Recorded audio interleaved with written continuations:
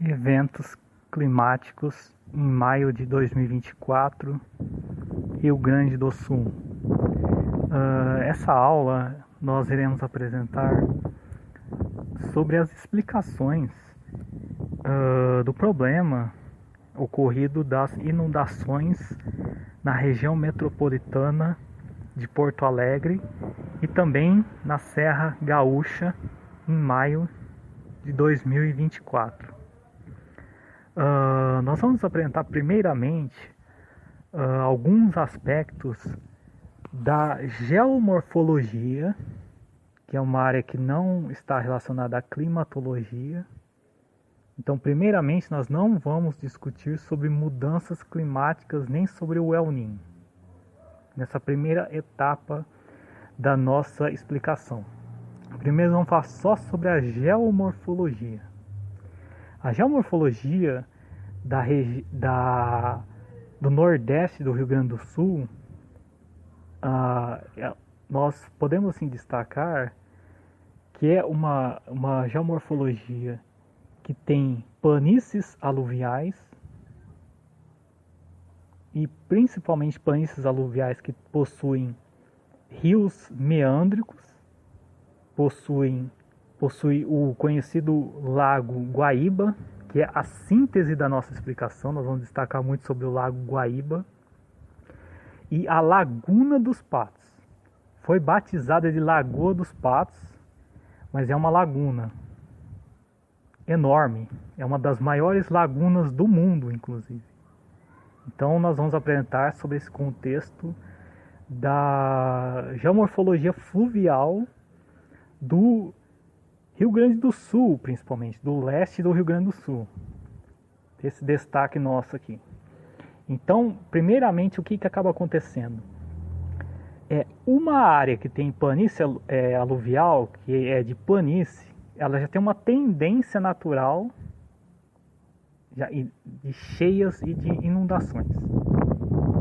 Então, já nesse sentido, já não é nenhuma questão de se a região metropolitana de Porto Alegre ela tem cidade, ela tem uma das maiores cidades do Brasil, que é Porto Alegre, que tem impermeabilização, que tem canais que foram retificados, que tem canalização, né? Nem nesse sentido, já é naturalmente, já é uma tendência já da própria natureza já ter acúmulo de água. Só nesse sentido já é algo que, se essa área não tivesse nem a urbanização, já teria um problema, assim, vamos dizer assim, já teria uma cheia já natural. Só por causa da concentração da precipitação volumosa, da chuva volumosa que ocorreu. Então já é por causa de uma explicação da própria geomorfologia. O rio, quando ele é meandrante, que é o rio Jacuí, tá? Então nós temos o rio Jacuí, nós temos o rio Gravataí, que ele é aí tem a própria cidade de Gravataí, que é da região metropolitana de Porto Alegre. Tem o rio Jacuí, que ele é meândrico, tá? Então ele sendo meândrico, o que acaba acontecendo? O rio ele tem curvas e a água ela é mais lenta. Ela se acumula, essa água, e ela demora mais para essa drenagem descer, né, no caso. Tá? Então, quando o rio ele é reto, retilíneo, né, nós explicamos, é mais fácil da água escoar. Então, o meândrico, né, no caso do rio Jacuí, ele vai acumular água por mais tempo. Então, isso aí afetou principalmente uma cidade que chama Eldorado do Sul. Tá? Então isso daí já teve aí esse problema sério aí do acúmulo em Eldorado do Sul. Então explicamos a respeito do rio Jacuí, junto com o rio Gravataí, e também nós temos essa bacia hidrográfica que ela deságua no Lago Guaíba. Essa bacia hidrográfica que nós estamos explicando, ela pelos especialistas, eles dão um nome que chama endorreica. O que é essa bendita dessa endorreica? É uma bacia que ela não deságua no oceano. Então, o que acontece, é claro, tá? Para nós termos um outro argumento de que foi realmente um impacto grande. Como a bacia ela deságua num lago e não deságua no oceano, a situação ela é muito pior. O volume de água, como se acumula muito dentro do continente, tá? Então isso aí é como se fosse uma barragem natural mesmo. Fica a água muito acumulada. Então não tem essa foz, né, no caso, no oceano. Como é o caso das grandes bacias, a bacia do Rio São Francisco, por exemplo, a própria bacia do Rio Amazonas, tá? São gigantescas, né, bacias hidrográficas que elas desaguam no Oceano Atlântico. Nessa bacia do Rio Jacuí, ela deságua no Lago Guaíba. Então o Lago Guaíba ele vai ter todo esse aporte de água acumulada. Então é claro que o Lago Guaíba ele transborda então e aí acaba invadindo as ruas principalmente, aí as vias públicas da cidade de Porto Alegre, né? Nesse sentido. Então, só explicando essa parte da geomorfologia, essa síntese aí da geomorfologia fluvial no Rio Grande do Sul. Então nós temos uma bacia endorreica, que ela deságua em um lago. Posteriormente, essa água deságua na Laguna dos Patos. Tem esses acúmulos, essa formação dessas inundações, já com uma tendência natural, podemos dizer. O que a legislação brasileira ela sempre nos demonstra por causa do novo Código Florestal? Essas áreas não poderiam ser ocupadas. As áreas das planícies aluviais não poderiam ser ocupadas. Então, sei, muitos jornalistas já explicaram isso, já falaram que essa questão que ocuparam. Então, já para esclarecer também. As áreas de preservação permanente próximas dos cursos d'água das próprias planícies aluviais. Então é isso que acontece, ocupar essas áreas das planícies gera todos esses problemas. Não é nenhuma questão nem se tem mudanças climáticas, se chove um pouco, se não chove, né? Por a culpa no clima. Então já é nesse sentido. Então agora nós vamos falar a respeito nós vamos deixar a parte da urbanização, vamos dizer assim, de Porto Alegre, uma terceira etapa do nosso vídeo. Na segunda etapa, agora nós vamos falar sobre o clima mesmo, assim, sobre a climatologia da chuva, o que aconteceu com a chuva, com a nossa precipitação aí de concentração, tá? Os meteorologistas explicaram tranquilo, não, certo, que tem a baixa pressão, certo? Nós sabemos que tem a baixa pressão. Essa baixa pressão que o pessoal da previsão do tempo falou, pessoal, os gaúchos falam, nossa, como que o cara da meteorologia fala de uma forma tão natural? Certo, teve a baixa pressão, que choveu, estava natural esse negócio. Foi uma baixíssima pressão que ela foi tão forte, porque o que aconteceu? Quando forma uma frente fria, uma baixa pressão atmosférica, o que acontece? Ela tenta empurrar essa fortíssima alta pressão que está concentrada na América do Sul. Praticamente 60% do território brasileiro está nessa bendita dessa massa de ar seca aqui. Então ela é forte, ela é volumosa, assim, de extensão territorial. Então como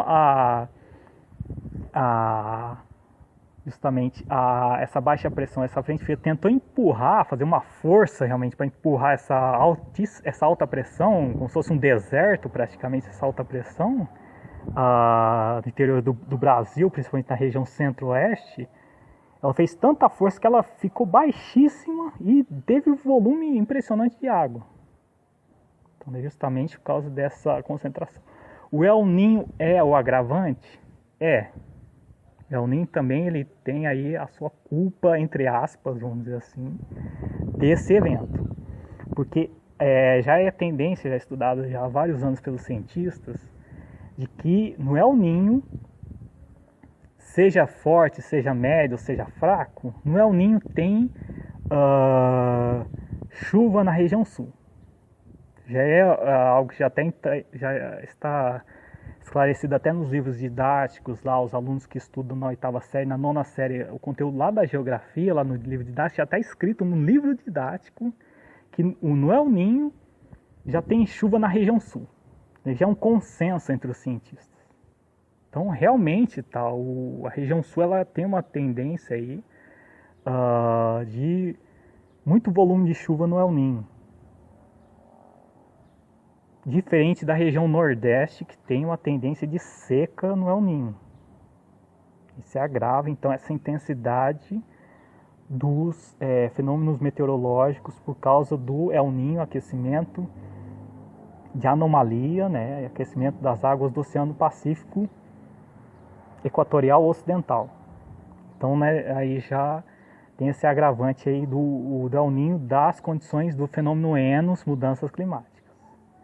Eu vou provocar um pouco os negacionistas da climatologia, da meteorologia, talvez não tenha mudanças climáticas. É o fato consumado. Já todos os dados da NASA, de todo mundo, do planeta Terra, já confirmaram em 2023, foi o ano mais quente da história, já de registro. Não tem nem o que discutir. Assim, não tem nem o que discutir mais. Já a mudança climática já é fato consumado.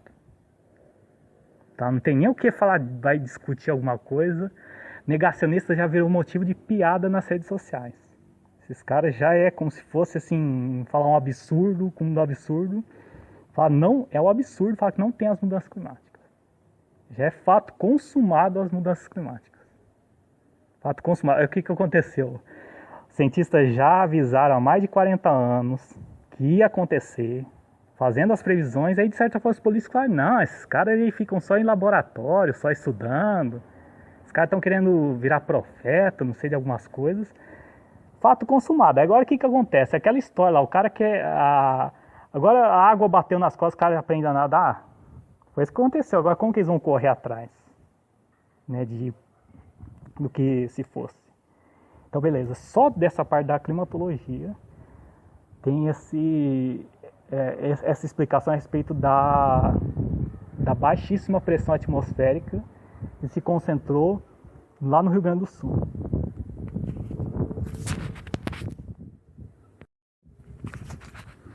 Então, a terceira parte, né, da nossa explicação a respeito da urbanização, ocupação de Porto Alegre. A ocupação de Porto Alegre, estamos falando de região metropolitana, e o próprio nome, Porto Alegre, surgiu como um porto nas margens do Lago Guaíba, uma ocupação ribeirinha mesmo do Lago Guaíba. E o que acontece? A cidade de Porto Alegre, ela foi uma cidade por causa da paisagem, principalmente do Lago Guaíba, que é interessante. O que acontece? Era muito importante para a especulação imobiliária ficar ocupando essa proximidade da margem do Lago Guaíba. Então foi um atrativo para as atividades econômicas. Então a valorização, que era mais... os imóveis que tinham mais valor eram os imóveis justamente que estavam mais próximos do Lago Guaíba. Aí, por ironia do destino, ocorreu o evento chuvoso. Então, o que acontece? Teve essa tendência, tanto é que os principais estádios de futebol, o estádio do Internacional chama Beira-Rio. O estádio do Internacional ele está a menos de 100 metros do próprio lago. Ironicamente falando assim, não é tirando sarro, né? Eles construíram o estádio dentro do lago praticamente. Se eles fossem fazer uma ponte assim, talvez o estádio ia ficar em cima da ponte. Assim, tirando um sarrinho, mas não, tudo bem. Então eles construíram o estádio na beira-rio mesmo, muito próximo do Lago Guaíba. O estádio do Grêmio, ele é próximo. O que acontece? Entre os dois estádios tem uma área muito baixa que tem uma cota altimétrica menor do que 10 metros. Então, é claro, se a inundação ela atinge cotas aí de 5 metros, em torno de 5 metros, já tem uma inundação aí dessa parte da cerca de 5% aí de toda a cidade de Porto Alegre. Então, assim, tem essa... O que acontece? Na divisa de município entre Porto Alegre e Gravataí, tem o rio Gravataí, tem uma parte mais baixa, inclusive, e aí justamente tem essa tendência de invasão dessa inundação em boa parte da cidade de Porto Alegre. Então, só nesse problema da cidade, do município de Porto Alegre, teve o Lago Guaíba transborda, então tem esse problema aí dessa parte que já foi urbanizada. O que acontece? Na região metropolitana de Porto Alegre, tem uma questão mais problemática em Canoas, que é uma parte um pouco mais baixa do que em relação a Novo Hamburgo, por exemplo. Novo Hamburgo já está numa cota altimétrica maior e mesmo assim pode ter alguns problemas da parte de queda de pontes, justamente vias públicas, né? Tem essa parte aí de alguns problemas na região metropolitana de Porto Alegre. E o que acontece? No caso da Serra Gaúcha, tá? A Serra Gaúcha acaba tendo o problema dos deslizamentos. Só que o que acontece? A Serra Gaúcha, que eles chamam de serra, tá? Na verdade são alguns morros, tá? Que são bem mais baixos do que os morros que tem em Santa Catarina, no Paraná. Tá? Então eles chamam de serra por uma questão turística até, inclusive. Tá? Não é assim, não são grandes altitudes. Tá? Então tem algum nesses morros, tá? Lá na região da chamada Serra Gaúcha, tem algumas declividades, né? Que é justamente a água aí pode ter uma certa força e pode ter alguns movimentos de massa, né, alguns deslizamentos aí, justamente, e tem um problema maior das rodovias,